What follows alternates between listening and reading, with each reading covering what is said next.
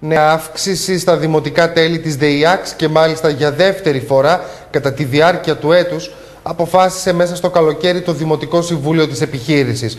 Για κακή διαχείριση, σπατάλες και έκτακτους δανεισμούς κάνει λόγο η παράταξη Πολίτες για την Αλλαγή, καθώς όπως τονίζει η εταιρεία αντιμετωπίζει σοβαρά οικονομικά προβλήματα, τα οποία καλούνται να πληρώσουν οι πολίτες.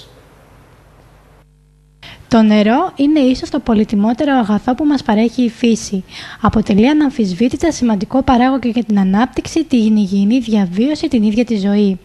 Τα παραπάνω φαίνεται να μην συγκινούν το Διοικητικό Συμβούλιο της ΔΕΙΑΞ, το οποίο αποφάσισε για δεύτερη φορά να αυξήσει τα δημοτικά τέλη λόγω έλλειψης οικονομικών πόρων.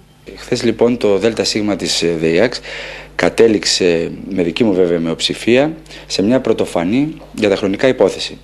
Να αυξήσει για δεύτερη φορά, φέτος το 2008, όλους τους λογαριασμούς της επιχείρησης κατά 5 ευρώ.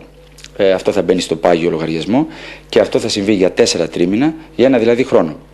Ως δικαιολογία αυτής της ιστορικής εντός εισαγωγικών απόφασης, δόθηκε το γεγονός ότι η επιχείρηση δεν έχει τη δυνατότητα να καταβάλει την ίδια συμμετοχή που είναι περίπου 600.000 ευρώ για 8 πράγματι πολύ σημαντικά έργα που κάποια στιγμή θα τα αναφέρουμε, τα οποία είναι προς δημοπράτηση και έχουν εγκριθεί από την περιφέρεια.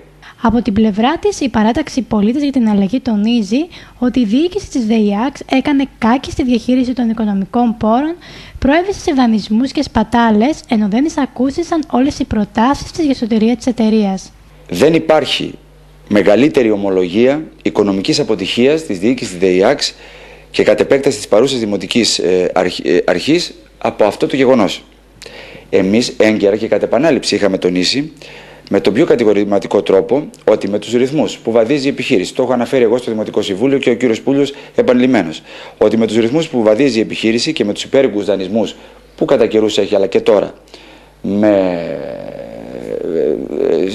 διαπράτη, κάποια στιγμή ήταν βέβαιο να καταφύγουμε σε αυτήν την απερίγραπτη οικονομική κατάσταση η οποία μας έχει φέρει ως εδώ.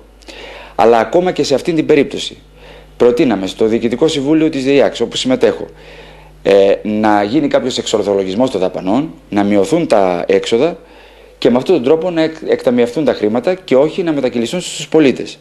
Αυτή η σημερινή διοίκηση της επιχείρησης δεν έχει αντιληφθεί προφανώς την κατάσταση στην οποία και με δική της ευθύνη έχουμε περιέλθει. Η απόφαση αυτή που πάρθηκε μέσα στο καλοκαίρι σκοπό έχει να βάλει τους πολίτες της Ξάνθης να βάλουν για άλλη μια φορά βαθιά στο χέρι στην τσέπη και να πούν το νερό νεράκι.